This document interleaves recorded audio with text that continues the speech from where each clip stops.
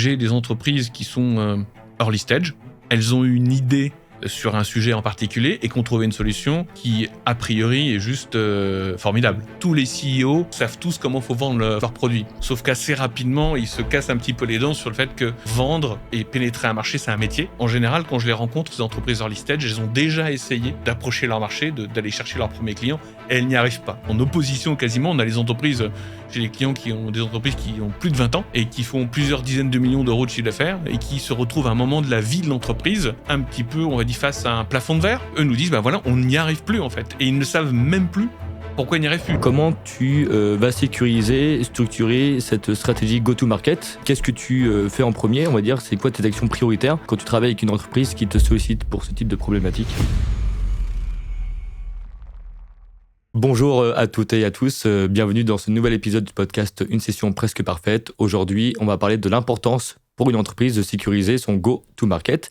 Et pour cela, j'ai le grand plaisir de recevoir Jean-François Gréco, fondateur de MyOS Partner, qui est une structure qui va sécuriser le go-to-market des entreprises, et donc du business model à la conclusion, enfin le closing des deals. Bonjour Jean-François. Bonjour Eliade.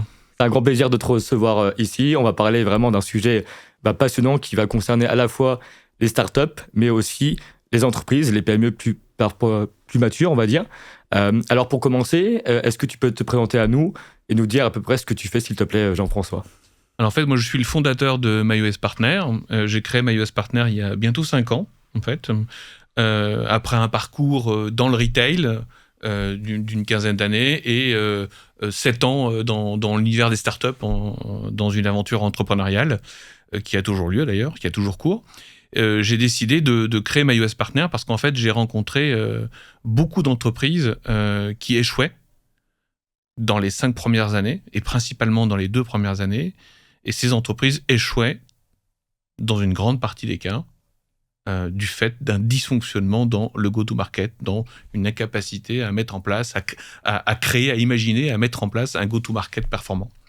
J'ai été moi-même confronté à cette difficulté en tant qu'entrepreneur, et donc j'ai décidé, après 6 ans dans une aventure entrepreneuriale, d'aller créer MyOS Partner avec des entrepreneurs, puisque l'idée c'était aussi d'être accompagné par des pairs, et donc 3 entrepreneurs m'ont fait confiance, et on a réfléchi ensemble à l'offre qui pourrait véritablement avoir de l'impact sur ce sujet du go-to-market auprès d'entrepreneurs, à tout stade de développement, des jeunes pousses, mais aussi des entreprises matures.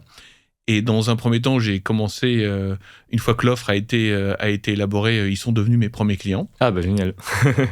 Et puis, j'ai décidé d'opérer cette offre seul, en étant, entre guillemets, le seul persona de l'offre. Donc, j'ai eu les 2 premières années très, très, très denses, puisque j'avais plusieurs clients et j'étais seul. Ça m'a permis de bien rôder et d'affiner mon offre.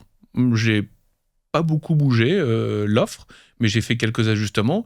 Et puis après 2 ans, j'ai décidé de donner un nouvel élan à l'aventure en étant accompagné principalement de gens que j'avais côtoyés pendant les 2-3 dernières années et avec qui j'avais travaillé, que j'avais fait prester en fait.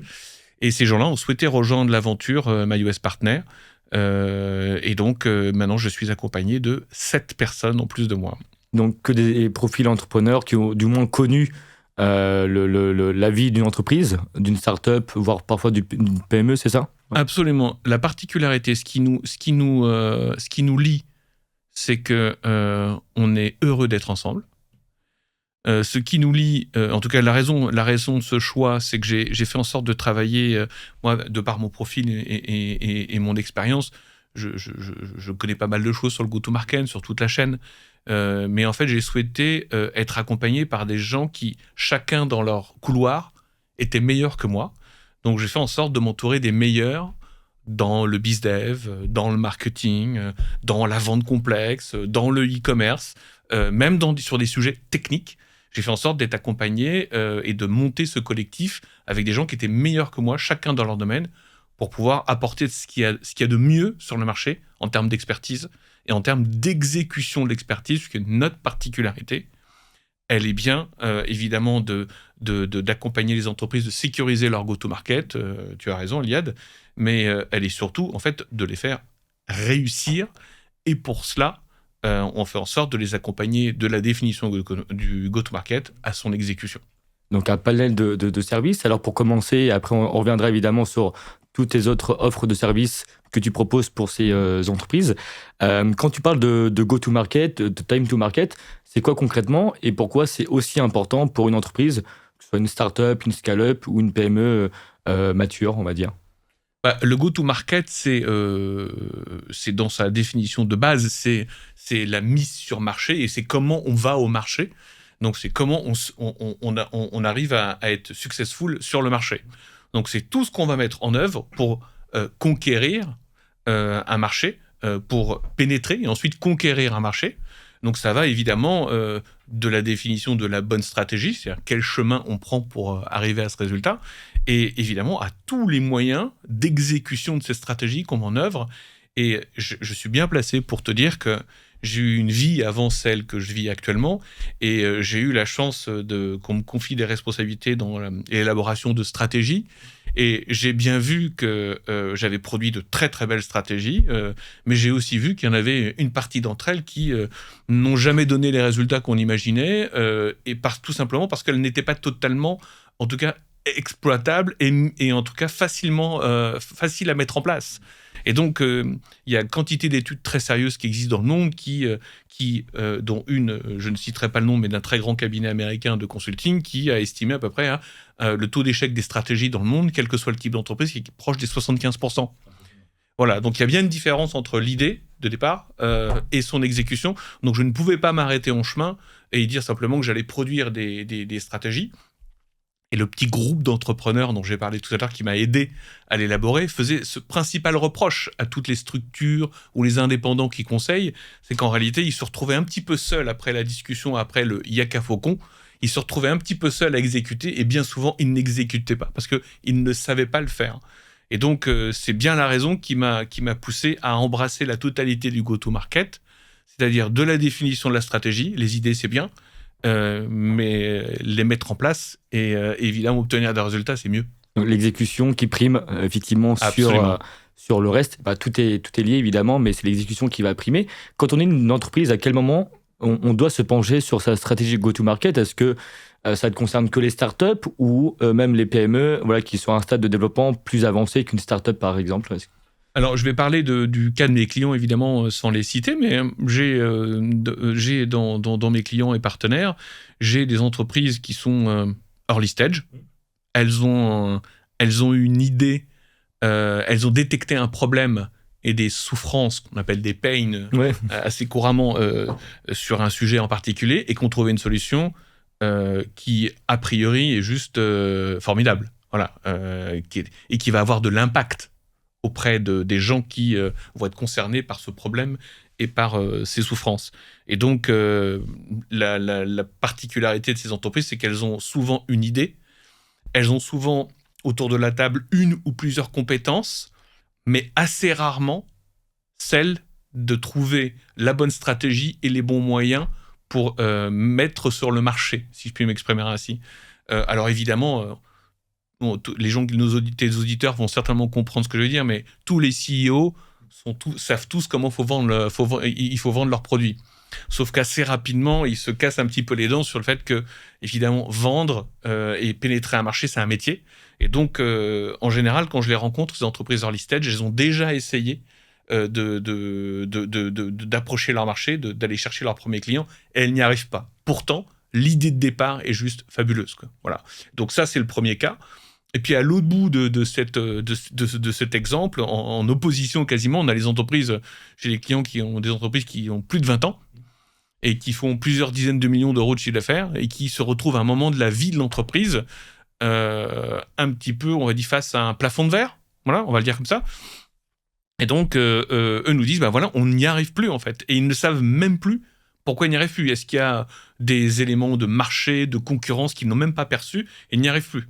Donc en fait, je pense qu'il faut, pour répondre à ta question, il faut s'y intéresser dès lors que soit on n'arrive pas à rentrer sur son marché, alors qu'on pense avoir la bonne proposition de valeur, soit on est sur son marché et on a quelques signaux faibles, il faut savoir les détecter, qui font que en réalité, on s'aperçoit peut-être qu'on vend plus lentement, que les paniers moyens baissent, qu'on perd des clients. Enfin, il y a un certain nombre de symptômes qui font que, ou que par exemple, des clients ne sont pas, manifestent du moins en tout cas, de la désillusion par rapport à la proposition de départ. Ouais. Ce sont des signaux faibles auxquels il faut être extrêmement attentif et il faut véritablement s'intéresser à son go-to-market. Mais le go-to-market, c'est une affaire du quotidien, en fait. Bien sûr. Parce que ces signaux faibles que tu as mentionnés, c'est les principaux signaux que tu vois ou que tes clients voient, ou il y a d'autres signaux, même parfois plus forts, on va dire aussi, qui sont vraiment le signe d'une stratégie qui est mal exécutée ou mal mise en place. Bon, le premier d'entre eux, c'est la croissance de l'entreprise. Alors, Ouais. je ne veux pas faire de généralité, mais ça dépend du marché sur lequel tu es. Mais par exemple, j'ai un de mes clients aujourd'hui, j'ai commencé à travailler pour lui il y a quelques mois. Bon, évidemment, le marché croît de 20% et il est bien en dessous. Il n'est pas en négatif, mais il est en dessous. Donc, il y a un sujet. Qu'est-ce qui fait que sur un marché mondial, je suis décroché de 10, 15, 20 points par rapport au reste du marché? Donc ça, c'est quand même un signal c'est même plus un signal faible, Oui, c'est tout à fait. l'éléphant au milieu de la pièce, on va dire. Ce qu'on voit, c'est les principaux, c'est des sujets de marge, de rentabilité qui s'érodent, des sujets de ROI pour partir du bas de la chaîne, mais on peut aussi parler des baisses de recrutement de nouveaux clients. Le fait du time to close, c'est-à-dire le délai entre le moment où j'ai pris le contact avec le client et le moment où je vends, qui s'allonge, c'est peut-être le signal qu'il y a un petit peu de perturbation, soit au travers de concurrents qui ont sorti de nouvelles offres ou qui sont un peu plus incisifs, qui font un petit peu plus de remises, soit tout simplement parce que en réalité mon offre ne correspond plus aux besoins du marché. Voilà. Ce sont les principaux signaux qu'on voit sur le marché. Et puis, il y en a un autre aussi, et ça m'est arrivé de le rencontrer, de voir les principaux vendeurs, les principaux pourvoyeurs de business dans l'entreprise qui s'en vont. Ouais. Et ça, c'est qui dépendent trop de tes commerciaux, trop de tes vendeurs, entre guillemets, business partners, et ces business partners qui ont peut-être pas forcément assez documenté, assez créer de l'information, on va dire, pour les autres collaborateurs. C'est plutôt ça le problème. Non, ce qu'on voit, c'est qu'en général, ce qui est un signal, et j'ai été amené à le rencontrer, pas souvent, mais ça m'est arrivé, quand le meilleur vendeur de l'entreprise s'en va. Les autres suivent. Alors, les autres suivent, pas obligatoirement, mais en tout cas, ça n'envoie pas un bon signal. Et c'est surtout, à mon avis, les raisons pour lesquelles il part qu'il faut absolument creuser. Parce que c'est peut-être, alors tout simplement le signe que la personne veut changer de vie, faire autre chose, et elle a le droit, mais c'est peut-être aussi parce qu'en fait, elle voit moins d'avenir dans l'entreprise. Elle voit certainement les vendeurs, ensuite, fonctionnent beaucoup comme ça. Elle pense que ses revenus vont baisser parce qu'il y a moins de traction sur le marché. Enfin, il faut creuser, en fait. Ça fait partie des signaux faibles, absolument. Alors toi, Jean-François, justement, comment tu vas sécuriser, structurer cette stratégie go-to-market ? Qu'est-ce que tu fais en premier, on va dire ? C'est quoi tes actions prioritaires quand tu travailles avec une entreprise qui te sollicite pour ce type de problématique ? Alors, en fait, mon approche, elle est assez simple et elle est, quelle que soit la problématique qui est posée, toujours la même. Qu'on vienne nous voir parce qu'il y a un ralentissement dans le business, parce que les marges baissent, parce que on recrute moins, je commence toujours par la même chose. Et c'est ce qui nous prend beaucoup de temps, mais c'est essentiel pour la suite. Je fais toujours j'essaye de comprendre la proposition de valeur de l'entreprise. Et bien souvent, les dirigeants de l'entreprise, ou ceux, en tout cas mes interlocuteurs, qui sont souvent les CEO, ont du mal à verbaliser la proposition de valeur, c'est-à-dire qu'est-ce que je propose au marché, quel problème je résous, quelle souffrance je traite, et qu'est-ce qui me rend unique sur le marché. Et en fait, les gens te disent souvent, en fait, moi je fais ça, mais le sujet, c'est pas qu'est-ce que vous faites, là. C'est voilà, quel problème vous avez décidé de résoudre et comment vous parvenez à le résoudre, en fait. Et surtout, qu'est-ce qui fait que vous êtes unique sur le marché. Et ça, très souvent, les gens ne savent pas y répondre. Et dans la majeure partie des cas, en fait, ils ne sont pas uniques. Et ils sont une proposition parmi les autres. Alors, il y a évidemment des entreprises qui ont une offre qui est unique sur le marché, un positionnement qui est unique. Mais la majorité des entreprises, quand elles se créent, ne le sont pas en réalité. On pense tous moi le premier en tant qu'entrepreneur à être unique, mais il faut être évidemment objectif et regarder les choses. Et moi, c'est la première chose que je challenge. Je dis challenge parce que c'est vraiment le cas. C'est-à-dire que soit la proposition de valeur est nette, claire, et ça prend 10 minutes. Voilà. Soit effectivement, je sens qu'il y a de l'hésitation, où il y a vraiment des difficultés à le verbaliser, à le formaliser. En fait, je gratte. Et ça m'amène à la deuxième étape dont je te parlais. La deuxième chose, c'est que je vais en immersion sur le marché du client. On va en immersion totale sur le marché du client. C'est-à-dire qu'on se met vraiment dans la position de quelqu'un qui pourra acheter le service. Et on va donc voir les concurrents. On crée des scénarios pour aller voir les concurrents. On essaye de comprendre dans le détail comment fonctionne le marché, qui sont les prescripteurs, on rentre véritablement le marché, et qui sont les acheteurs du produit ou des services visés. Ça veut dire que dans l'entreprise, si je vends un service, l'entreprise qui achète, qui est l'utilisateur du service, qui est le bénéficiaire. Enfin, on essaye de véritablement comprendre toute cette chaîne, la proposition de valeur, le marché, la taille du marché, parce qu'il m'est arrivé de tomber évidemment sur les propositions de valeur qui avaient l'air intéressantes, et en creusant, on s'est aperçu que le potentiel marché était trop faible pour investir autant d'argent. Donc, le potentiel marché peut remettre même en question l'intérêt en tout cas d'avoir une proposition de valeur même percutante sur ce marché.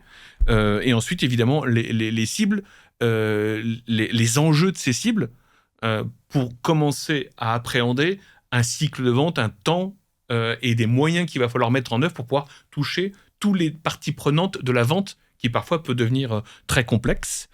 Et puis évidemment, quel modèle de commercialisation. Déjà, dès le démarrage, en fait, on se met en position d'essayer de comprendre tous les éléments que je viens de lister, et on est déjà en train de dessiner les contours du modèle de commercialisation. Le modèle de commercialisation, nous, on le travaille tout le temps pour qu'il soit rentable. C'est-à-dire qu'il ne s'agit pas de dire qu'il faut mettre 40 vendeurs pour les vendre un produit.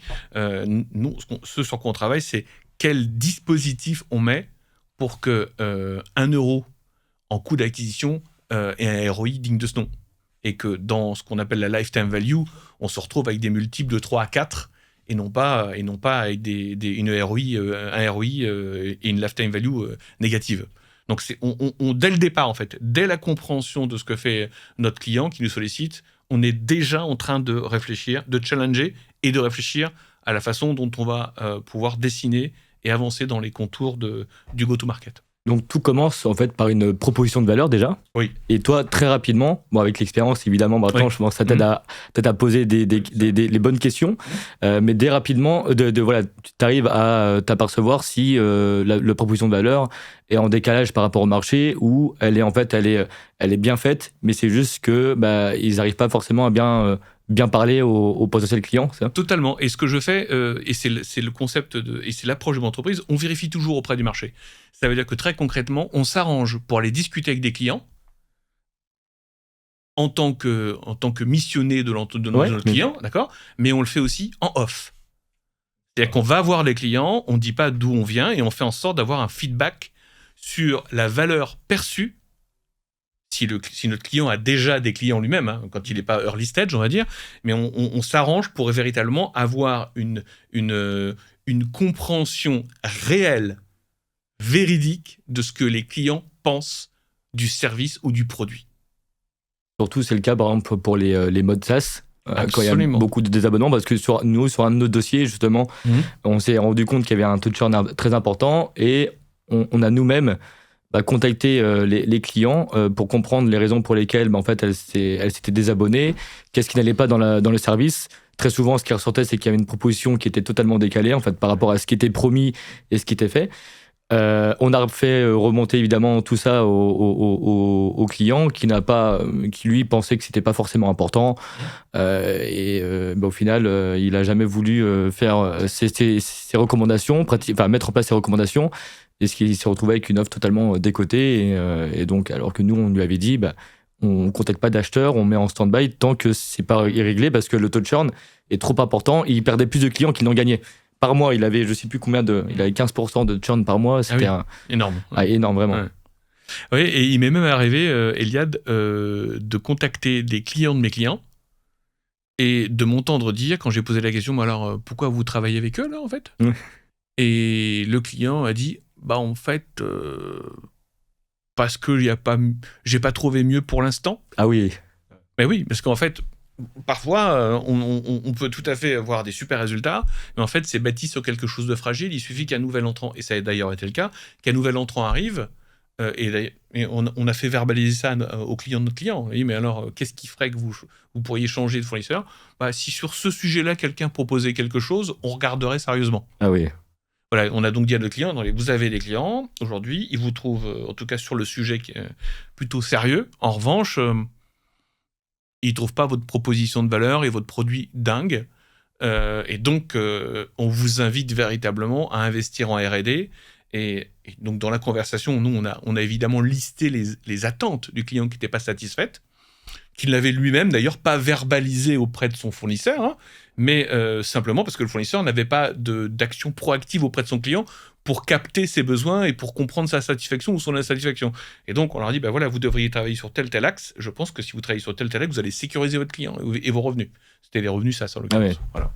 Parce que quels sont les éléments fondamentaux en fait, que toi, tu vas modéliser pour sécuriser, mettre en place cette stratégie go-to-market ? En fait, les éléments qui me semblent essentiels, c'est déjà au départ, c'est pas au départ, c'est en tout cas, c'est tout au long de la réflexion, j'ai ça en parallèle, c'est le business model. C'est-à-dire qu'on travaille sur le PNL et on itère sur le PNL au fur et à mesure, quand on est dans la partie théorique, au fur et à mesure qu'on avance et qu'on réfléchit. C'est-à-dire que parfois, on peut tout à fait se faire plaisir en disant, tiens, si on mettait des grands comptes ou ce genre de choses, les grands comptes, ils ne travaillent pas gratuitement. Ouais. Et donc, ça met un niveau d'exigence en termes de vente qui est quand même très important pour assumer ce genre de salaire. Donc, en fait, nous, on travaille sur... on a le business model et le PNL qui nous suit tout au long de la discussion. On réfléchit donc sur le business model. Ça veut dire, c'est bien le modèle d'affaires. C'est-à-dire, on vend ça. Concrètement, quels sont les revenus, quelles sont les charges. Voilà, c'est clé en fait. On modélise ça. Ensuite, on travaille sur l'offre. En travaillant sur l'offre, on arrive évidemment à construire de la récurrence ou pas. On arrive à construire de la fidélité ou pas. On arrive à construire de l'upsell ou pas. Enfin, donc, autour de l'offre, on essaye déjà évidemment d'aller projeter les revenus à court terme, mais surtout à moyen terme. Et c'est clé parce qu'en fait, notre objectif, c'est véritablement qu'une fois qu'on a permis à notre client d'avoir plus de clients, c'est qu'en réalité, il n'a pas besoin d'investir pour 1 euro de chiffre d'affaires, 1 euro de personnel ou de coût, quel qu'il soit. C'est que véritablement, le coût d'acquisition, il soit largement amorti et que derrière, les revenus puissent tomber, en fait, sans qu'on ait besoin de gros efforts ou en tout cas d'efforts qui seraient susceptibles d'entamer toute la rentabilité. Donc, on travaille bien sur l'offre. Et enfin, élément important, on travaille sur le modèle de commercialisation. Les canaux, les rémunérations des canaux, les leviers sur les canaux, comment on peut essayer de trouver des prescripteurs. Et on essaye parfois de trouver des solutions qui n'ont jamais été mises en place, c'est ça qui est intéressant, sur le marché sur lequel on est. Typiquement, il y a des clients, on a mis en place des modèles de commercialisation qui existent dans le luxe, dans l'industrie. Et en fait, c'est même pas que ça n'existait pas, c'est que ça n'existait pas sur ce marché. C'était pas adapté à la base. Personne n'a essayé. Et en fait, on l'a fait. Et ça marche. Ça marche. Ça a permis de totalement variabiliser la vente. C'est-à-dire, pas de vente, pas de salaire. Vente, salaire. En tout cas, salaire, en tout cas, commission, en tout cas. J'imagine que c'est au cas par cas, forcément, mais en général, tu as besoin de combien de temps pour déjà faire ces premières étapes que tu as mentionnées jusque-là ? Alors, ça prend beaucoup de temps, puisque ça prend beaucoup de temps. Pourquoi ? Parce qu'il y a une réflexion de départ qu'il faut poser. Voilà. Ça veut dire, c'est quoi le business model ? C'est quoi l'offre de base ? Et comment je vais commercialiser ? Direct, indirect, le niveau de compétence des gens qui vont commercialiser, de quel type de profil je vais avoir besoin pour vendre un produit qui est à 1 000 € et qui nécessite, on va dire à peu près 5-6 meetings à vendre.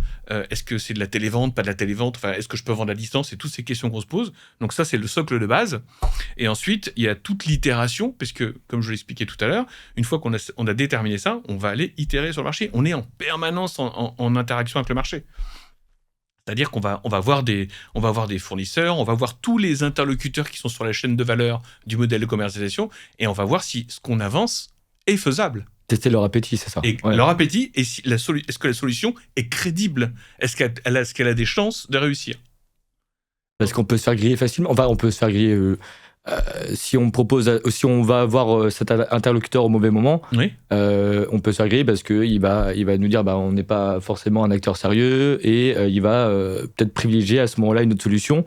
Alors qu'on aurait pu venir au bon moment devant lui avec une bonne proposition de valeur. En fait, c'est surtout... Oui. Ce que tu es en train de dire, c'est qu'en fait, quand on va voir des interlocuteurs et qu'on itère sur le marché, c'est pas juste on se tape dans la main, bonjour, j'ai une question à vous poser. Ouais. C'est qu'il y a derrière tout un décorum à préparer pour aller voir la personne, lui expliquer ce qu'on fait, pourquoi on le fait.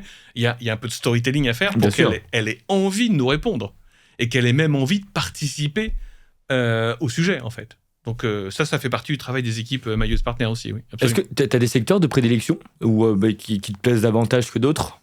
Au tout début, j'ai commencé à travailler pour ce que je connaissais le mieux. C'était il y a quelques années maintenant, c'était le retail. Oui. Voilà.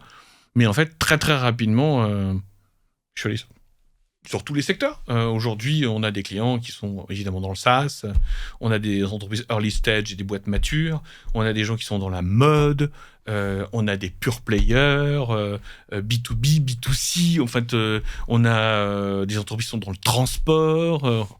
Voilà. Donc, tout le monde est concerné, dans tous les cas, par une stratégie go-to-market, parce que toute entreprise, quelle qu'elle soit, a un produit qu'elle doit évidemment vendre et avec un business model qui est rentable et qui fonctionne pour cette entreprise. Oui, absolument. On a un client, là par exemple, on a un client qui était quasiment pure player, c'est-à-dire qu'il vendait un produit B2B très technologique uniquement en ligne. Et en fait, le travail qu'on est en train de faire pour lui, c'est qu'en fait, on est en train d'ouvrir tous les canaux. Et on est en train de travailler sur toute l'interaction des canaux pour essayer évidemment d'augmenter son niveau d'activité. C'est un client qui est présent dans 80 pays, hein, mais en réalité, en fait, même quand on va chez des pure players, le sujet du go-to-market est clé, le canal e-commerce en lui-même, mais surtout le rôle qu'il a autour de nouveaux canaux. Tout à fait. Voilà. Et parfois, on ne s'en rend pas compte, ou le dirigeant pense que son canal marche et qu'il n'y a peut-être pas d'autres canaux de vente. Et là, toi, tu es là pour peut-être asseoir cette réflexion-là et poser aussi les bonnes questions, découvrir des nouveaux canaux, parce que c'est vrai que, il y a des dirigeants aussi qui n'ont peut-être pas forcément pris aussi le virage digital, qui sont aussi, entre guillemets, peut-être vieille école, et donc ils pensent peut-être à tort que leur stratégie fonctionne parce que ça a fonctionné comme ça jusque-là. Donc, effectivement, c'est aussi... faire face parfois à l'ego aussi du dirigeant, lui faire comprendre que ce qu'il faisait jusque-là ne marchait pas. Et donc, j'imagine aussi c'est un sujet peut-être auquel tu es confronté par moment. Oh oui. Ouais. Oui, tu ne peux pas savoir à quel point. En fait, les gens souvent sont conscients qu'il y a un problème, mais ils sont évidemment, et à juste titre, très fiers de ce qu'ils ont fait. Et ils ont du mal à imaginer qu'on peut faire mieux. Mais ils sont quand même conscients du problème. Donc, en fait, il faut essayer d'être... C'est pas simple, hein, c'est pas simple tous les jours. Il faut essayer à la fois de prendre en compte cette dimension et évidemment d'être, en tout cas d'avoir du tact. Et parfois, parce que les clients ou parce que leurs investisseurs nous laissent peu de temps, parfois malheureusement on est obligé d'être un peu direct et cash. Mais parce que les règles du jeu sont celles-ci, en fait. Elles nous sont indirectement imposées, en fait. Voilà. Mais c'est vrai que c'est un vrai sujet. En fait, on est souvent face à des transformations d'entreprise. En fait, même la petite entreprise, elle a ses convictions, elle a même des certitudes, et en fait, elle sent bien qu'il y a un problème, et en fait, le travail qu'on va réaliser va l'amener, quoi qu'il arrive, à se transformer un peu. Et donc, c'est vraiment un sujet, c'est vrai que le mot est assez utilisé en ce moment, peut-être un peu trop facilement parfois, mais en fait, mon retour d'expérience, c'est qu'en fait, on transforme des entreprises, quelle que soit leur maturité, oui. Ah bah tout à fait. Et puis dans tous les cas, tout ce que tu fais, tout ce que tu mets en place, ça va les aider, quel que soit le stade de développement dans lequel elles sont. Absolument. Levée de fonds, développement tout simplement, même session. Voilà, parce que forcément, tout ce que tu mets en place, ça va structurer l'entreprise, ça va la pérenniser sur le long terme. Et donc, ça ne peut qu'améliorer la valorisation in fine ou du moins sécuriser l'opération de session si on parle de session. Oui, j'en ai pas parlé, mais encore récemment, alors, la personne n'est pas cliente pour l'instant, mais en tout cas, on est en discussion. Cette personne envisage de... C'est une personne qui a été plusieurs fois entrepreneur et qui envisage, pour l'entreprise qu'elle a aujourd'hui, de la revendre dans 2-3 ans et de partir très loin d'ici, faire autre chose. Et en fait, on est en train de réfléchir à la façon, évidemment, de développer son entreprise à moindre frais pour, évidemment, maximiser la valeur avant la revente, quoi. Voilà. Alors justement, Jean-François, avec tout ce que tu as dit, tout ce que tu mets en place, est-ce que il y a des outils, des méthodes que tu utilises justement pour challenger la vision parfois du dirigeant ou même challenger sa stratégie go-to-market? Est-ce qu'il y a des process, des outils que... Alors oui, il y a des méthodos, évidemment, il y a des process qui sont assez classiques que tout le monde utilise, je vais dire, bon, tout bon cabinet de consulting utilise, mais je vais m'arrêter sur une qui est quand même clé et qui est très, très souvent pas utilisée, c'est le client final. Ce que certains appellent le customer centric. Et en fait, c'est ce qui guide tous nos process, toutes nos méthodes, c'est le client, se mettre à la place du client et faire parler le client. Non pas parler nous, mais faire parler le client. Et donc, à chaque étape de nos travaux, on fait en sorte d'être en interaction avec les clients. Alors, pas juste les appeler pour leur demander ce qu'ils en pensent, évidemment. Mais en fait, c'est ce qui nous guide. Qu'est-ce qui fait? Que pense le client? Et on fait parler le plus possible. Et comment on peut répondre aux besoins des clients. Est-ce que tu te rends compte que très souvent, il y a une mauvaise communication ou alors, quand on vend une solution à un potentiel client, on ne l'écoute pas assez, c'est ça? Ah, totalement, oui, totalement. Et en fait, ça va jusque... en fait, le sujet, c'est l'écoute. Mais pas que, en fait. C'est l'écoute, évidemment, parce qu'on peut pas... Souvent, les clients ne viennent pas te voir en disant voilà le problème, le vrai problème. Souvent, ils te disent le fameux signaux faible, etc. Je vends moins, ça va pas, j'ai besoin de croissance, ça, ils savent le dire, c'est pas un problème. Mais en revanche, dans 99% des cas, ils ont évidemment des hypothèses de l'endroit où ça va pas. Par exemple, mes commerciaux, ils sont pas bons, faut que je les vire, ou mon directeur marketing, il comprend rien, etc. Et évidemment, parfois c'est vrai, mais c'est jamais, j'insiste, aussi simple que ça, en fait. Et donc, en général, donc c'est la raison pour laquelle on creuse et on essaye de comprendre concrètement où est le problème. Et j'ai oublié ta question et c'était... oui. Oui. Est-ce que c'est un problème d'écoute? Est-ce que c'est surtout... Oui, et bien souvent, en fait, on s'aperçoit que le dirigeant ne voit pas de client, ne parle pas aux clients, il vend aux clients, mais il parle pas aux clients, en fait, il écoute pas ses clients. Donc, en fait, on fait en sorte, c'est aussi le début d'une transformation, on fait en sorte que, sans bousculer les gens, en fait, on commence à s'intéresser aux clients, mais quand même celui qui paye au bout du compte. Et cette approche-là, elle se retrouve dans la façon dont on va aller itérer avec le marché, tester chaque étape d'avancement avec le marché, et surtout, elle se retrouve dans les méthodologies de vente, la méthodologie de vente qu'on amène avec notre approche, qu'on est amené évidemment à travailler avec les équipes de vente. D'accord. Et on fait en sorte, dans les process, d'intégrer des choses qui sont extrêmement importantes. La première, c'est d'écouter. La deuxième, c'est de valider chaque étape de vente avec le client lui-même. Et de lui expliquer, voilà le processus de nos discussions. Et on fait en sorte, dès la première étape, de bien s'assurer, nous, que le client a évidemment le problème qu'on a identifié. Bien sûr. Il a les points de souffrance qu'on avait imaginés, qu'il a considéré à la fin de la discussion qu'en réalité, nous apportions la solution à son problème, et il le verbalise via la validation d'un compte-rendu d'entretien, d'accord ? Nous, de notre côté, on s'assure qu'il a le potentiel pour nous, parce qu'il y a beaucoup de clients qui peuvent te dire « oui, vous allez résoudre mon problème », mais au bout du compte, on se rend compte qu'ils n'ont pas du tout la surface financière pour payer le service ou le produit.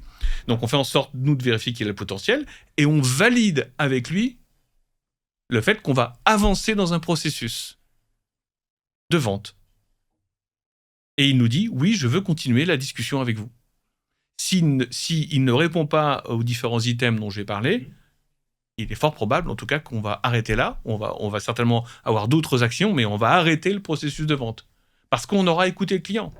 Et vous aurez détecté effectivement certains signaux qui vont vous faire dire Totalement. Il ne sera pas intéressé ou ça ne correspond pas à la cible que je recherche. Parce que parfois, sur un même segment de clientèle, il y a des profils des décisionnaires qui seront totalement différents. Absolument. Et on s'aperçoit aussi, Eliade, qu'il y a des clients qui sont d'un naturel très sympathique, très empathique, et on a l'impression qu'ils vont acheter le produit ou le service dans la demi-heure, mais en réalité, quand on leur pose la bonne question, avec les bons mots, ils disent « Ah non, mais de toute manière, moi, je suis pas intéressé. Moi, c'est juste que je suis curieux, je fais un petit bench, je regarde autour de moi, comme ça, je pourrais en parler en comité de direction, j'ai dit que j'ai vu des choses innovantes. » Et en fait, on est en train de semer pour peut-être récolter un jour, mais on n'est pas du tout dans un tunnel de vente, en réalité. Tout à fait. Et ce qui est assez intéressant, c'est que parfois, quand on discute avec les équipes de vente, on arrive, on voit un tunnel de vente avec des étapes classiques dans un CRM, et on leur dit « Super, vous en êtes là, en fait ?» Et quand on rencontre les clients qui sont en discussion, en fait, on s'aperçoit qu'ils sont dans une autre approche, dans une autre méthodologie. On s'aperçoit, en fait, que l'étape dont j'ai parlé ici, qui est l'étape clé, en fait, elle n'a jamais été validée, en fait. Et en fait, ils ont une discussion assez régulière, comme on pourrait avoir ensemble tous les matins si on se croisait au café. Ouais. Mais en fait, en réalité, il ne se passe rien et il ne se passera rien. Parce qu'on n'a pas posé les bonnes questions, qu'on n'a pas écouté son client, en fait. Tout à fait. Et je pense qu'en posant parfois les bonnes questions, on peut très rapidement se dire si ça va être un client ou non. Totalement, bien sûr. Et parce que parfois, on voit des personnes clients très enjouées, et on pense à tort qu'elles vont être totalement intéressées par la solution. Donc on se fait des fausses illusions, alors qu'au final, si on avait posé la question, soit est-ce que c'est un projet que vous souhaitez mener rapidement, sinon c'est quoi votre calendrier, quel serait votre budget, qu'est-ce que vous recherchez concrètement d'un partenaire ou d'une solution comme la nôtre. Voilà, je pense qu'avec même 3-4 questions, rapidement, on peut d'ores et déjà savoir si effectivement ça sert à quelque chose de continuer dans cette direction. Absolument. Et cette première étape, elle nous sert aussi, nous, à détecter si on a trouvé notre champion. Si on continue la discussion, c'est est-ce que c'est cette personne-là qui, à la fin, signera ? Mais si c'est pas cette personne qui signe, est-ce que c'est cette personne qui peut nous amener à discuter en interne avec les bons interlocuteurs qui, eux, vont acheter le service ou signer ou payer. Et donc, cette première étape est clé. Et le nombre de fois, Eliade, où en fait, on rencontre des équipes, ça fait des mois qu'ils discutent, en fait, il n'y a aucun de ces sujets qui n'est abordé. Des gens parfois qui font des démos, et en fait, ils font des démos à des personnes qui sont soit commerciales, mais qui n'ont pas forcément de décision ou d'influence, entre guillemets, sur les prises de décision. Et donc, en fait, la personne aura fait 3-4 démos avec elle, et pour à la fin se voir dire en fait c'est pas moi qui décide, je vais faire remonter ça à mon plus 1. Et après c'est rebolote parce qu'après il faut réexpliquer à l'autre personne tout le contexte, refaire les démos, et donc c'est tellement de perte de temps, alors que dès le début il faut valider déjà est-ce que cette personne là c'est elle qui va potentiellement pouvoir nous signer le... Absolument. Et alors ça m'amène à quelque chose qu'on fait. Tu nous parlais de comment on active. En fait, quand on doit activer tout le go-to-market, il y a un élément qui est important, qui est toute la partie amont, la stratégie biz-dev, entre guillemets. Et là, quand on a bien drafté, qu'on a sécurisé la proposition de valeur, le business model, etc., les bons personas, etc., on va tester. C'est-à-dire qu'on mappe le marché, ça prend parfois 1 mois de travail non-stop. On mappe le marché, on va chercher les boîtes, on définit l'ICP précisément, pas juste entreprise de plus de 200 salariés achetant des produits d'entretien. Sur 16 navigateurs, il y a des milliers de résultats. Et en fait, on apporte énormément de finesse dans l'ICP pour évidemment cerner la cible le plus précisément possible. Et ensuite, on prend des groupes tests et qui sont pas les cibles finales. On va prendre celles qui sont si on n'y arrive pas, qui seront les moins impactantes. Et on teste, on construit le process de vente en interaction avec le marché, en fait. Et on entend toutes les objections. On a une base de connaissances, on crée une base de connaissances, et on commence à lister toutes les objections, quelle réponse on a en face, etc., pour que le moment venu, quand on a bien travaillé là-dessus, en fait, on soit capable de dire, voilà, go live, on y va. Là, on va au frontal avec le marché, nos cibles définitives, en fait. Tout à fait. Alors, Jean-François, d'un point de vue aussi opérationnel, en quoi c'est important aussi à la fois de mixer les talents internes à l'entreprise, mais aussi les talents externes? En quoi c'est important pour une stratégie go-to-market? En fait, nous, on n'a pas vocation à rester éternellement dans les entreprises. Et donc, ce qui est clé, c'est que on n'a pas l'histoire de l'entreprise. Quand on arrive, on n'a pas l'ADN de l'entreprise. Déjà, en fait, les équipes qui sont en place nous permettent de gagner du temps, de mieux comprendre et comprendre plus rapidement. Parfois, avec quelques détails que le CEO n'aura pas évoqués, mais aura oublié d'évoquer, en fait, qui sont juste clés dans la compréhension. Donc, en fait, on parle à tout le monde. On parle au CEO, mais on parle à aux doueurs, aux ceux qui sont sur le terrain. Et deuxièmement, parce qu'en réalité, quand on travaille sur tout le go-to-market, on construit tous les argumentaires de vente que les personnes, que les équipes vont avoir à utiliser quand on sera parti. Un genre de pitch book, c'est ça? C'est quelque chose... Absolument, absolument. Alors, plus qu'un pitch book, parce qu'en fait, c'est chaque cible. Nous, en fait, on construit ce qu'on appelle des discussions commerciales autour de thèmes. D'accord, en fait. Et en fait, ces discussions commerciales, elles ont évidemment des interactions potentielles avec un client et on prévoit tous les scénarios, en fait. Et donc, ce qui est important, c'est qu'on implique ceux qui vont les utiliser pendant la création. Donc, en fait, évidemment, quand on sera sur le départ, les gens soient autonomes. Ce qu'on veut, c'est que les gens deviennent autonomes, en fait. Voilà, on n'est pas là pour que ce que certains font, pour partir avec notre connaissance et faire en sorte que le client nous rappelle l'entrement en disant « j'y arrive pas ». En fait, on est 8, on va grandir, puisque chaque mission, en fait, l'équipe s'agrandit, mais on n'a pas vocation à remplacer, on n'est pas une force supplétive. Nous, ce qu'on fait, c'est qu'on règle, on met en place des stratégies de go-to-market, on règle des problèmes d'entreprise, on les règle vraiment avec les équipes, et quand on parle, les équipes sont autonomes. Et on passe évidemment à une autre aventure, en fait, parce qu'à chaque fois, ce sont vraiment des aventures. On n'a pas vocation à remplacer les gens.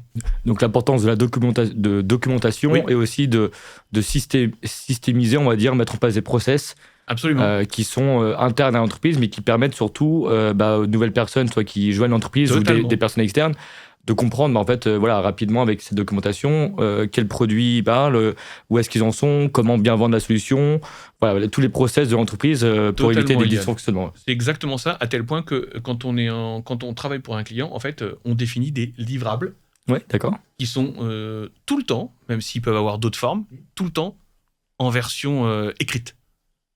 Voilà, et on définit ce qu'il y aura dans le livrable, dans le contrat. Voilà, il y aura telle chose qui seront dans le livrable.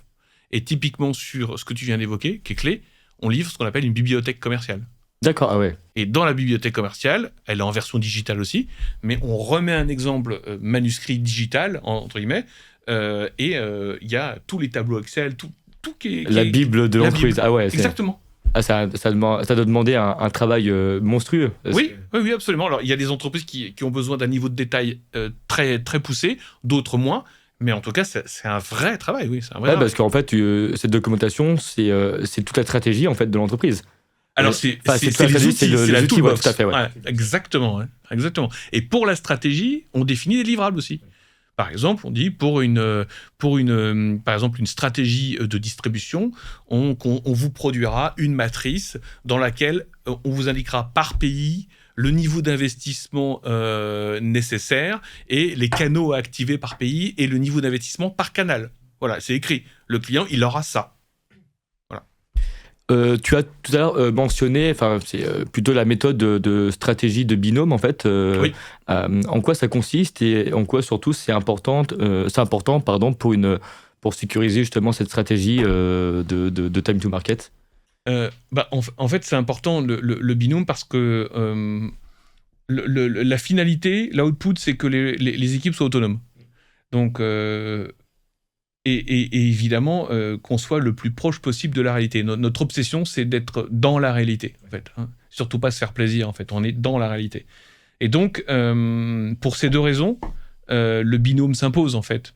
C'est-à-dire qu'on pourrait tout à fait, parfois, faire des sorties de route, et s'il n'y a personne à côté de nous pour nous dire « Non, mais attendez, en fait, là, ça ne va pas être possible pour telle raison », parce que c'est compliqué de récupérer et de comprendre l'histoire d'une entreprise et d'un marché, d'une entreprise qui est sur un marché depuis 15 ans. Ouais, bien sûr. En l'espace de quelques mois, c'est pas simple. Donc, on a besoin de cette courbe d'expérience, et on l'a fait en binôme, et nous, de notre côté, ça nous permet de sécuriser nos recommandations et l'itération qu'on fait auprès du marché.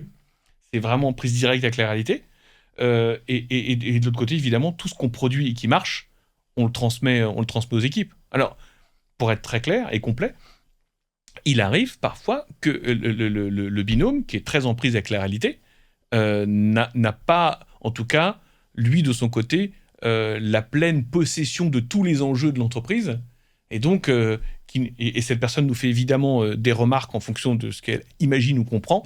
Et en fait, nous, on est évidemment en prise directe avec le CEO et on connaît les autres enjeux que connaît pas la personne. Et évidemment, on n'est pas toujours à dire oui, effectivement, vous avez raison. Sûr. Mais c'est notre job, là, pour le coup, de réconcilier ça, en fait. Tu as parlé de sécuriser tes recommandations. Alors, comment tu fais justement pour faire en sorte que tes recommandations en fait, et les résultats que vous cherchez à obtenir. Enfin, voilà, en gros, comment sécuriser tes recommandations, comment faire en sorte que tout ce que tu recommandes soit appliqué et surtout que ça obtienne des résultats, on va dire, opérationnels satisfaisants. Alors, c'est une autre obsession. En fait, quand on part, on en parle tous les jours avec mon équipe, quand on part, est-ce que les gens vont être autonomes ? Et il nous arrive, et ça m'est arrivé il n'y a pas longtemps, de dire ça à un entrepreneur, on s'en va dans quelques mois. Je pense que quand on va partir, vos équipes ne seront pas autonomes. Donc, il faut qu'on trouve une solution. Nous, on ne part pas si les équipes ne sont pas autonomes. Donc, en fait, ça nous a amené à mettre sur la table comment on fait pour que les équipes soient autonomes, en fait. Et donc, c'est comment on fait ? Nous, de notre côté, on fait en sorte de former. Et maintenant, les clients nous demandent aussi de recruter. Ah oui, ouais. Bah oui, parce qu'en fait, ils nous disent attendez, vous avez tout construit, vous avez construit ça avec nos équipes, super, mais il faut muscler les équipes. Vous ne pouvez pas vous en occuper, donc on va le faire. Ça y est, on a commencé à le faire pour un client. C'est-à-dire que les gens nous disent, en fait, recrutez-moi les gens formés, prêts à démarrer. Voilà. Parce qu'en fait, vous construisez la bibliothèque commerciale, vous construisez la stratégie en interaction avec le CEO, parce que sans le CEO, rien ne se fait, évidemment. Ouais. Mais et en fait, à la fin, pourquoi vous recrutez ? Parce que c'est vrai que c'est une discipline plutôt pas très simple de recruter. Ah bah oui. Et donc, je dis, écoutez, recruter, et en tout cas, les gens sont recrutés déjà opérationnels et prêts, évidemment, à avancer, quoi. Donc, tu as parlé d'autonomie, qui est aussi un des freins que tu peux rencontrer quand on cherche à mettre en place une telle stratégie. Quel autre frein tu peux voir ou tu as pu voir au travers de tes expériences qui t'ont permis soit qui t'ont amené justement à peut-être à arrêter de travailler avec ce client-là parce que tu voyais que c'était plus faisable, ou comment justement peut-être reprendre cette stratégie et la réadapter. Voilà, en gros, c'est quoi les freins qui empêchent de mettre en place une telle stratégie, quoi, les deux, en tout cas, les deux principales causes potentielles d'échec sont la dimension et la capacité du CEO, quand c'est le cas, à être le leader de cette transformation, à se l'approprier et à devenir le leader. Parce que il faut évidemment impulser quelque chose auprès des équipes, il faut donner envie aux gens. Alors, nous, on est là, mais on ne veut surtout pas se substituer au CEO. C'est à lui de s'emparer du sujet. On l'aide, on le conseille, on lui prépare des documents, on fait tout, on le coach, mais on ne fait pas à sa place. On n'a pas vocation à prendre sa place. Et donc, le premier élément, c'est évidemment la capacité à incarner le projet. Je ne vais pas parler de transformation, mais le projet qui est issu de notre collaboration. Comment ces gens l'incarnent. Et évidemment, donc, déjà le CEO. Et deux, la capacité qu'il va avoir à s'entourer de gens meilleurs que lui sur ces sujets. Et là, parfois, il y a des CEO qui ne veulent pas, en fait, qui veulent garder la main sur tout. Et donc, il y a un vrai travail qu'on fait. Et tout au long de notre mission, c'est évidemment ce travail de prise de conscience du dirigeant sur le fait qu'il va falloir qu'il soit accompagné de gens très compétents et qui vont être, sur leur sujet, plus compétents que lui. Non, mais c'est vrai. C'est la capacité à bien s'entourer, et c'est toi aussi parfois qui va détecter aussi quel profil peut correspondre, parce que justement voilà, le CEO parfois n'a pas ce recul-là et ne sait pas forcément qui peut être bien ou pense pouvoir tout faire tout seul. Absolument. Et je pense que voilà, ton métier aussi, ton objectif, c'est de faire comprendre que telle personne peut lui être complémentaire sans que ça obstrue son travail. Absolument. Alors, on fait ce travail-là avec les dirigeants en direct, et c'est vrai que on commence à faire ce travail-là, toujours avec les dirigeants en direct, mais sur la recommandation de VC. Ah, très bien, ouais, Voilà, c'est-à-dire que les VC, eux, sont partie prenante, même si tous ceux avec lesquels on travaille sont tout à fait soucieux du fait que le CEO reste le décideur final, mais parfois on arrive en contact avec, on est en contact avec le CEO parce que en fait un VC nous a dit, voilà, on a une entreprise dans notre portefeuille qui est très prometteuse, on sent que on pourrait faire mieux. Pour le dire poliment, on va dire. Ouais. Parfois, c'est beaucoup plus direct que ça. Et en fait, à chaque fois, les fonds nous ont dit, on en discute avec le CEO, et s'il est OK, on vous met en relation. Et voilà. Et donc, c'est parfois un facteur aussi supplémentaire pour être en support du dirigeant, parce qu'il sait qu'il va être épaulé par son fonds, que le fonds est là, qu'il y a un projet de levée de fonds, et que les gens misent sur lui, en fait, et que les gens sont là pour lui, en fait. C'est parfait parce que tu m'amènes à la question suivante, justement sur la levée de fonds, parce que j'imagine qu'il y a quand même pas mal d'entrepreneurs qui viennent te voir pré-levée de fonds pour préparer cette levée de fonds. Alors la question, moi, elle paraît un peu simpliste, mais en fait, en quoi sécuriser son go-to-market peut augmenter la valorisation de l'entreprise qui cherche à lever des fonds? Alors, s'agissant de ce qu'on fait sur les levées de fonds, pour être très clair pour tes auditeurs, nous, on n'est pas des leveurs de fonds. On a évidemment dans nos partenaires des gens qui font ça très bien, donc on n'est pas là pour l'aspect financier. En revanche, on est là pour la partie business, qui est quand même un socle extrêmement important, en plus de la partie financière, dans le cadre de la levée de fonds. Et donc, notre travail, nous, c'est de faire en sorte de présenter quelque chose de sérieux, de solide, au fond, et qui va donner, et une approche qui va donner des gages de succès. Ça veut donc dire que on fait le même travail que j'ai décrit tout à l'heure, la proposition de valeur, etc., et on fait en sorte de s'inscrire dans un rétro-planning pour qu'au moment de la levée de fonds, on ait déjà, quand l'entreprise est early stage, des preuves de marché. Voilà. Il nous est arrivé d'intervenir dans des levées de fonds. Je vais donner l'exemple. Un client nous a dit, j'ai acheté une entreprise, je l'ai payé un peu cher, et il y a un tour de table qui va avoir lieu dans quelques mois. Je suis un petit peu en difficulté parce que, en réalité, les performances de l'entreprise, j'ai acheté l'entreprise il y a 1 an et demi, les performances de l'entreprise ne sont pas au rendez-vous. Et donc, je pense que je vais avoir un tour de table très compliqué. J'ai peur de perdre la main. Et donc, en réalité, j'aimerais beaucoup que non pas que tu m'aides pour la levée, mais que tu m'aides, en tout cas, à réussir ma levée. Et donc, on a travaillé dans un délai qui était très restreint, sur qu'est-ce qu'on peut faire pour aller vraiment booster son business. Alors, ce qu'on a fait, c'est qu'on s'est donné comme contrainte au départ de le faire sur la base de la techno qu'il avait et de ne pas créer un nouveau produit. Et donc, on a travaillé sur une nouvelle offre sur la base d'une techno qu'il utilisait. Mais ce qu'on a fait, c'est qu'on a un peu twisté l'offre en créant un service pour de nouveaux personas avec une très forte valeur. Et cette approche a vraiment connu un succès très fort dès la première présentation. Et ensuite, lui a réussi à convaincre ses actionnaires qu'il fallait lancer une grosse levée de fonds pour pouvoir évidemment mettre en place ce projet. Et donc, il a repris la main dans les discussions, puisqu'en fait, le projet qu'on a commencé à chiffrer pouvait représenter jusqu'à 50% de l'activité de son entreprise dans les 3 ans. Et donc, évidemment, il a repris le lead dans le tour de table et sa levée de fonds est en cours. Une très grosse levée de fonds. Grosse. Donc, bravo, parce que au final, j'ai l'impression, ça rassure aussi. Oui. Quand on est fondateur, entrepreneur, quand on cherche à lever des fonds, ça rassure, je pense, d'avoir fait ce travail-là, de revoir toute la stratégie, tout le produit.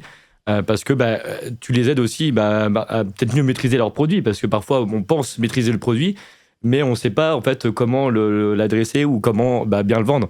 Et donc faire ce travail d'introspection, au final, ça rebooste d'une certaine manière la confiance du dirigeant et qui va se dire au final, ouais, j'ai un super produit et maintenant je sais à qui m'adresser et à qui ne pas m'adresser, parce que parfois aussi, quand on lève des fonds, y a beaucoup de fonds et en fait il faut savoir trouver le bon partenaire, et donc le partenaire qui va correspondre à la fois à la stratégie, au produit, à l'entreprise. Donc voilà, je suis impressionné par tout ce que tout ce que tu fais, parce que on sait à quel point c'est un très très gros travail de mettre en place tout ça. C'est vrai que tu as raison, c'est pas simple tous les jours. Oui, bien sûr. C'est un monde merveilleux où tout va bien tous les jours.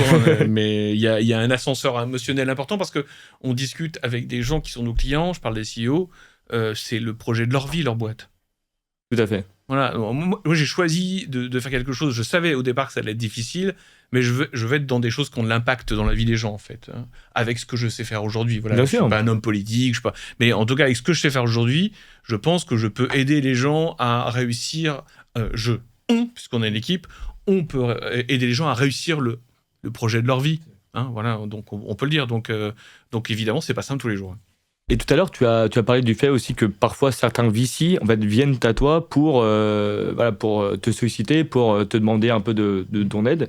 Qu'est-ce qu'ils recherchent concrètement, les VC, justement, essentiellement, quand on parle de marché, de time to market? Quels sont leurs premiers critères, ou les critères qui sont très souvent rédhibitoires pour eux?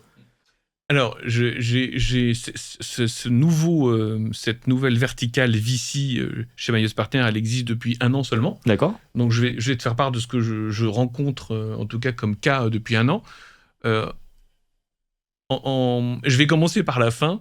Un jour, un VC m'a dit, mais en fait, Jean-François, ce que vous faites, c'est que vous arrivez avec une proposition de service qui résout à peu près 75% des cas, avec un seul cas, qui résout 75% du temps qu'on passe en tant que VC. Je dis pardon.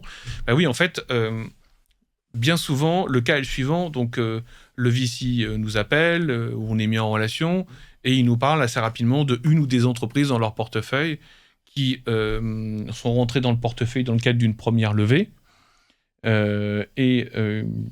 Évidemment, ce qui s'est passé, c'est qu'il y a une vente qui a été faite par le CEO. Alors, les VC ne sont pas des perdreaux de l'année. Ils savent très bien que quand on leur montre certains chiffres, il faut évidemment les tempérer. Mais en fait, le cash n'a pas été suffisant pour arriver à la période qu'on imaginait au départ que ce cash allait couvrir. Évidemment, les entrepreneurs reviennent au contact de leur VC pour leur dire, bon voilà, en fait, on n'a plus assez de cash, il va falloir faire une deuxième levée. Et en fait, les cas qu'on est amené, en tout cas, à rencontrer, c'est que les performances, parfois, ont progressé, mais très loin de ce qu'on imaginait, en tout cas de ce que les VC imaginaient et de ce qui leur a été vendu, en fait. Et donc, à ce stade-là, les VC nous disent, écoutez, nous, c'est important qu'on se rencontre maintenant, parce que on va aller sur ce deuxième tour, mais on ne veut pas y aller dans les mêmes conditions et on ne veut pas y aller avec le même projet. Donc, on a besoin d'un projet, on a besoin de valider ce projet avec des gens qui vont nous sécuriser, en tout cas les chiffres et la stratégie pour y arriver, surtout.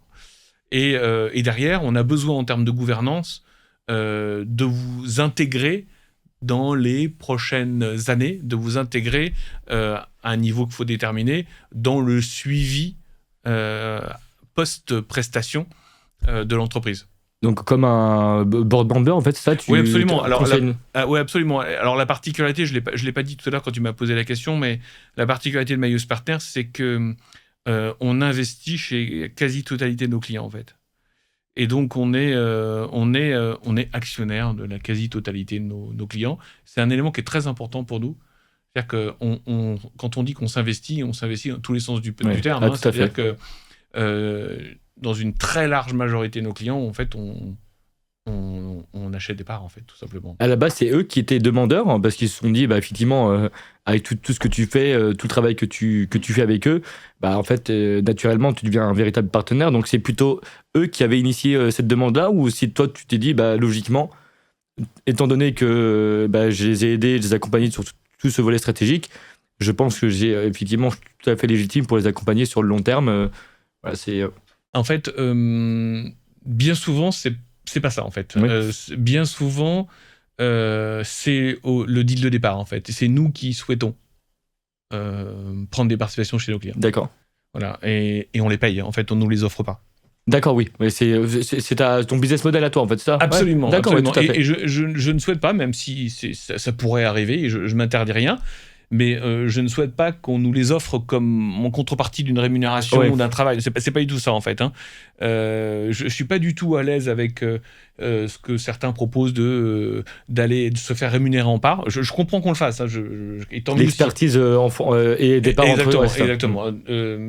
Et donc, et Dieu sait que j'ai travaillé avec des entreprises aussi early stage, et en fait, il a quand même été question d'argent à un moment ou à un autre, et j'ai posé le sujet sur la table. C'est-à-dire que voilà. Et donc j'ai fini par acheter mes parts, et eux ont fini par payer une prestation, quoi qu'il arrive. Et donc, et c'est important parce qu'en fait, il y a un vrai sujet d'alignement des intérêts. Tout à fait. Et il ne faut pas que ça soit brouillé par « oui, mais tu ne les as pas payés, je te les ai donnés ». Non. Enfin, il y a une prestation, et le client est en droit de demander que la prestation soit réalisée comme prévu, avec le niveau d'exigence prévu. Et de l'autre côté, il y a une entreprise qui investit auprès d'une autre entreprise parce qu'elle croit à son modèle et qu'elle a envie véritablement que l'entreprise se développe. Elle veut l'aider à sa mesure à se développer. Et tu investis, en général, tu te mets d'accord d'emblée sur le ticket que tu vas investir, sur la valorisation. Là, pour peut-être les dirigeants, les entrepreneurs qui nous écoutent, est-ce que ils peuvent voir en toi un moyen de se faire financer différemment que par des fonds classiques, que par des banques? Est-ce que moi, je ne suis pas à la hauteur. Alors, j'ai pas vocation à être actionnaire de rang 1, à être majoritaire ou pseudo-majoritaire. Je ne veux pas ça, parce que là, pour le coup, ça aligne toujours les intérêts, mais ça brouille complètement les choses, en fait. Tout à fait. Voilà, donc moi, je ne cherche pas derrière à être incontournable dans l'entreprise. Encore une fois, ce que je veux, c'est que les gens soient autonomes, c'est qu'ils réussissent leur projet, et moi, je crois en projet, donc j'investis dans une entreprise, et je ne cherche pas à être un investisseur de rang 1. Je vais sur des tickets qui vont entre 25 et 150 000 euros. Et c'est très bien pour ça. Pour le moment, peut-être que je ferai plus prochainement, mais pour l'instant, c'est ce qui s'est passé. Voilà. On a parlé, tu as parlé, Jean-François, de l'importance du client, de le comprendre, de l'écouter. Qu'est-ce qu'on entend par customer centric, et en quoi, en fait, c'est important d'avoir cette vision-là autour du client pour sécuriser tout ce que tu as mis en place en termes de stratégie go-to-market? En fait, ce qui est important, c'est d'avoir des conversations avec ses clients et de les écouter, parce que bien souvent, ce sont eux qui détiennent les réponses. Mais encore faut-il leur poser la question, et il faut-il bien leur poser la question.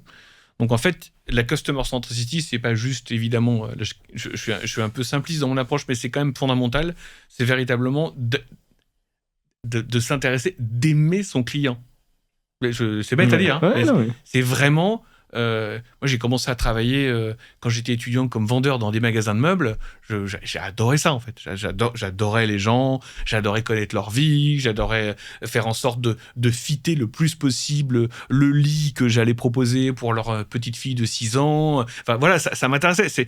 Je pense que c'est clé. Il faut aimer les gens et s'intéresser à eux, en fait, véritablement. Je pense que c'est clé. Après, concrètement, comment ça se traduit ? En fait, ça ne se décrète pas, la customer centricity, ça se met en place dans toutes les dimensions de l'entreprise. Bien sûr.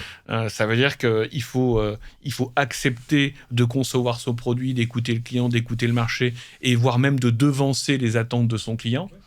Quand on vend au client, il faut accepter de lui dire les choses et de ne pas avoir peur de lui dire « je suis là pour vous vendre ce service et ce produit ». et de parler très franchement avec lui, sans détour, sans entourloupe, voilà, dans des process bien déterminés. C'est très important de le faire dans la conception technique du produit. On voit que dans beaucoup d'entreprises, le product manager, product marketing manager se développe de plus en plus, mais il y a quantité d'entreprises qui produisent des solutions SaaS. C'est le CEO ou le CTO qui a eu l'idée et qui développe, en fait. Mais il n'y a pas un moment... et parfois, on arrive dans des prestations, on dit, en fait, on a conçu ça, mais on n'arrive pas à faire le pricing. Mais oui, mais si vous aviez conçu le produit avec le marché en tête, donc le client, vous auriez imaginé naturellement, sans faire d'effort, le pricing, en fait. Parce que vous auriez posé à un client, la question suivante, c'est pour la valeur que je vais proposer, monsieur ou madame le client, pour le service que je vais vous rendre, j'ai, moi, détecté ce que ça allait vous apporter concrètement en gain de temps, etc., en argent sonnant et trébuchante.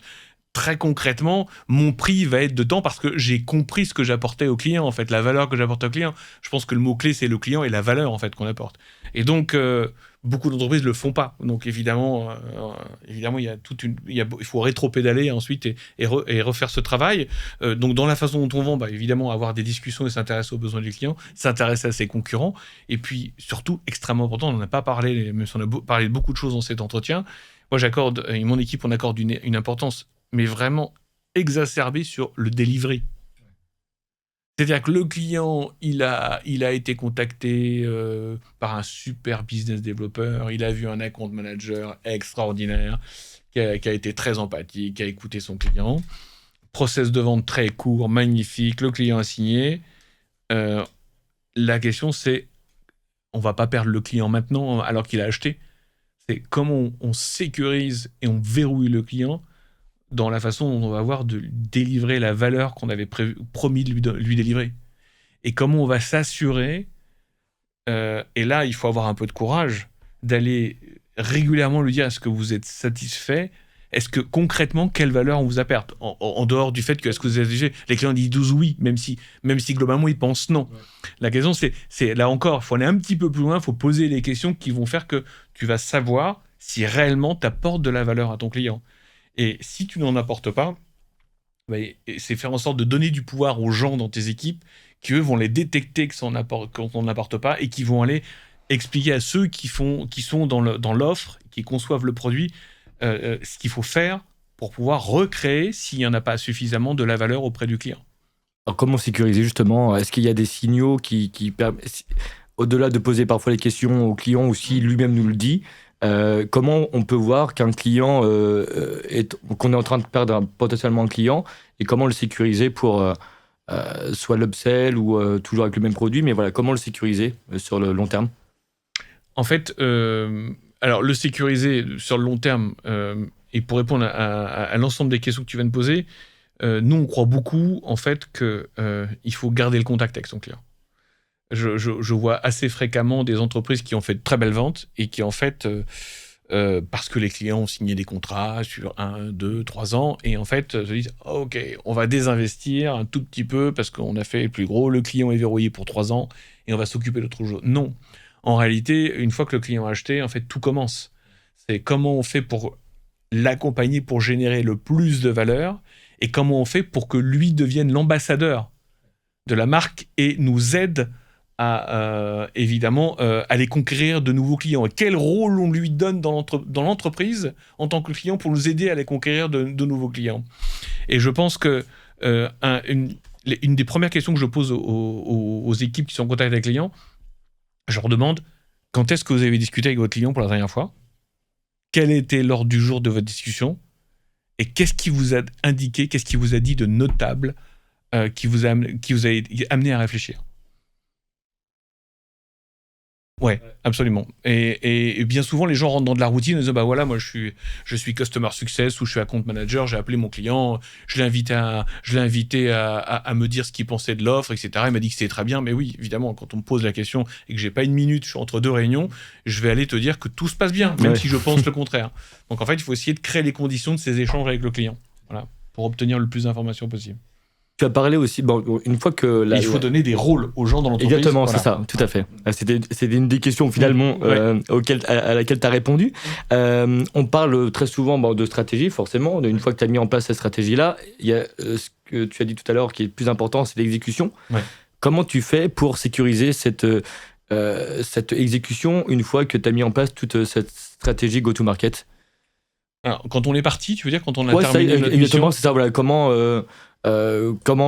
faire en sorte que cette stratégie elle soit exécutée de bonne manière et qu'elle obtienne surtout des résultats pérennes dans le temps? Alors, on construit avec le client les indicateurs de performance et une batterie d'indicateurs qui vont être des donneurs d'alerte, en fait. D'accord. Les fameux petits signaux faibles. Donc, en fait, on construit ces tableaux de bord pour le client, des gens, et pour nous aussi.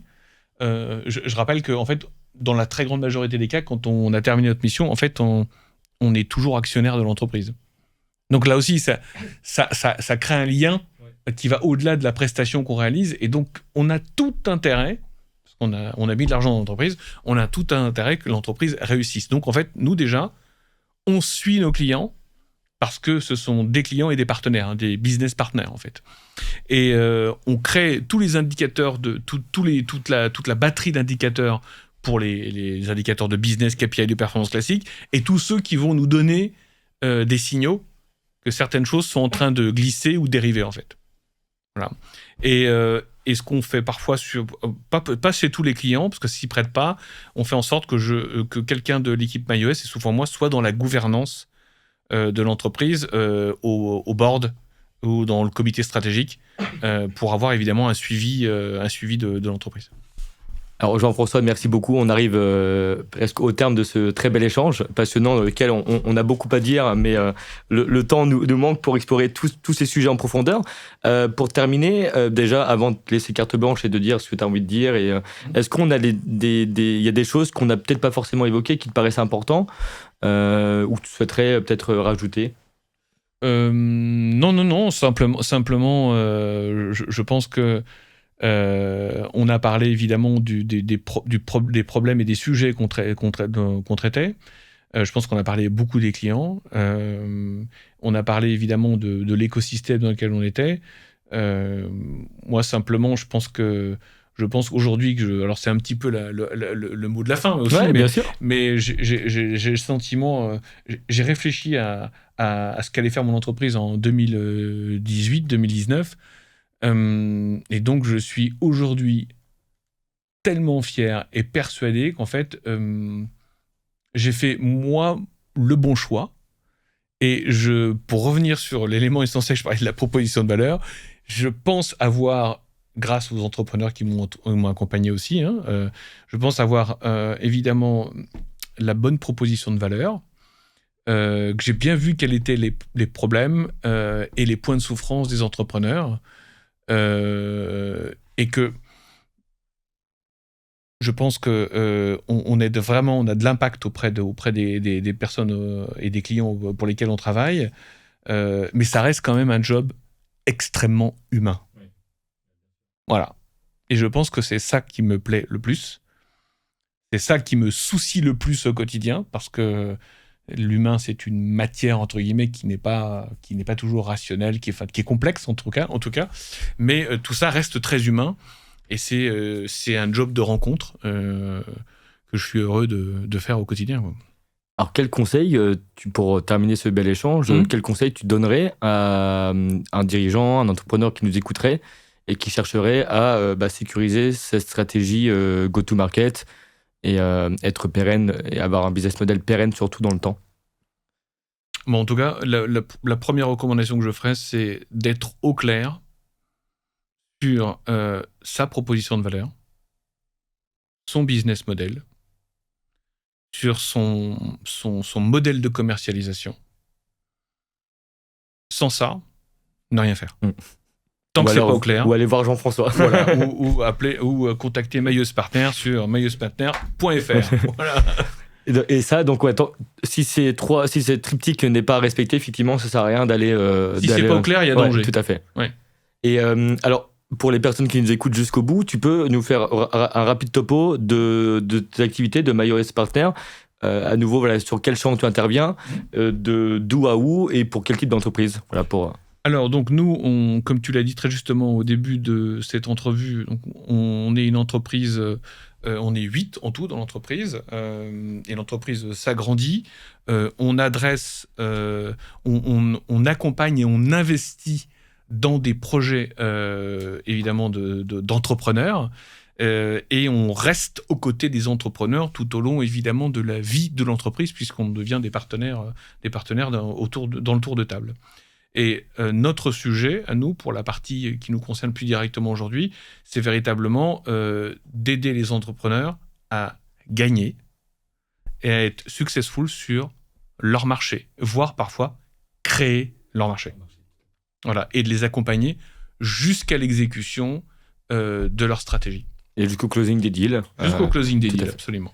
Un petit mot, je te laisse carte blanche, Oui. Ce que tu veux, en lien avec le sujet ou pas, voilà, pour clôturer à nouveau ce bel échange. Bah écoute, je profite que tes auditeurs nous écoutent pour leur dire que jusqu'à maintenant, on était un petit peu en dessous des radars, on n'avait pas de site internet, on était plutôt discret. On est plutôt des taiseux, nous. Hein. Et donc, mais bon, là, je pense que ça s'imposait, on commence à avoir pas mal de clients. Donc, on a créé un site qui sort très prochainement et qui va permettre de retrouver ce qu'on fait, auprès de qui on le fait, quel type de problème on résout. Il est pas très développé, mais en tout cas, il répond à toutes les questions nécessaires, avec la possibilité de nous contacter assez rapidement. Et il y en aura à la sortie du site des témoignages vidéo des clients.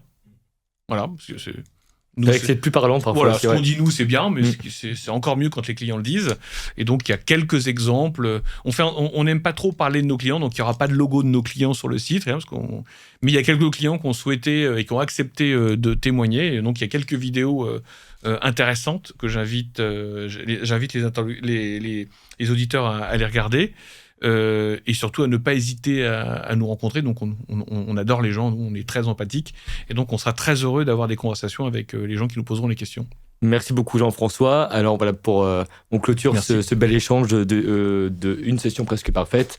Si vous rencontrez des problématiques de marché, de produits, de business model, que vous cherchez à lever des fonds ou à simplement survivre, voire vendre votre entreprise, Jean-François Gréco, donc, qui vous accompagne sur toute cette définition de la stratégie et surtout de sa bonne exécution.